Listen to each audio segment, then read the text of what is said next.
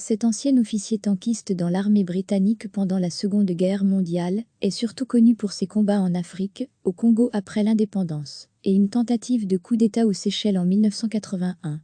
Son fils, Chris O'Hare, a déclaré dans un communiqué que son père était décédé dans un établissement de soins à Durban, Nord-Est.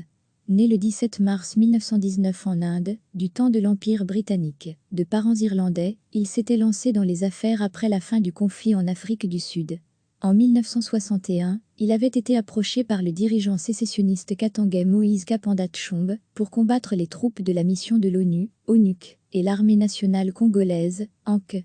3 ans plus tard, M. Tshombe avait engagé le major O'Hare pour combattre le mouvement séparatiste d'obédience communiste des Simba.